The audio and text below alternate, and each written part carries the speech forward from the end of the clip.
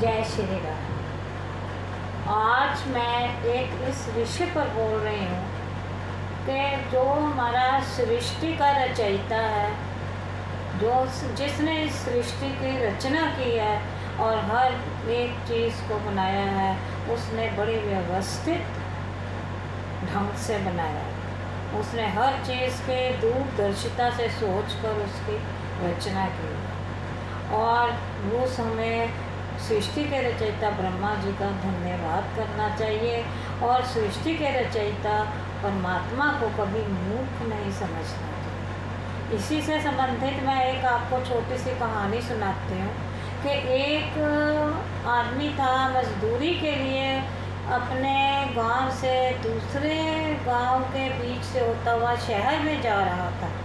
गर्मी बहुत थी और गर्मी के कारण वह रास्ते में थोड़ा आराम करने के लिए एक नहर के किनारे रुक गया। उसने वहाँ छायादार वृक्ष के नीचे बैठकर भोजन किया, पानी पिया और वो थकावट दूर करने के लिए वृक्ष के तने के सहारे से बैठ। उसे नींद आ गई और वहीं वह नींद में हो गया और जब उसकी नज़र ऊपर गई तो उसने देखा ये तो आम का वृक्ष है और उस पर बहुत आम लगे हुए थे। इतने इतने आम थे, कच्चे थे। जब वह लेट गया और सोने लगा तो उसकी नज़र सामने खेतों में गई। जब उसने खेतों में देखा तो वहाँ पर हलवा कद्दू, जिसे हम कद्दू बोलते हैं, पीले रंग का, हरे हरे रंग के होते हैं, बहुत बड़े बड़े होते हैं, 5-5, 6-6, 10-10 kg के भी होते हैं, वो लगे हुए थे और वो ज़मीन पर ही पड़े थे। वो बेल होती है, बेलों के साथ लगे होते हैं और उसका तना बहुत छोटा होता है, वो उसका भार नहीं सहन कर सकता। ये सोचकर वह अपने दिमाग में सोचता है, ये सब देखने के बाद, कि परमात्मा कितना मूर्ख है, उसे इतना नहीं पता कि इतने बड़े फल को बिल्कुल नाजुक बेलों के साथ लगाया हुआ है और छोटे फल को, जैसे ये आम है, ऊपर मैं देख रहा हूँ इतने बड़े पेड़ के ऊपर लगाया हुआ है। परमात्मा भी बेवकूफ़ ही है। इतना सोच ही रहा था कि उसे नींद आ गई, वो सो गया और सोने के बाद क्या हुआ, थोड़ी देर के बाद हवा चली और ऊपर से एक इतना बड़ा आम कच्चा गिरा और वह सीधा उसके नाक पर गिरा और वह हड़बड़ा कर उठा।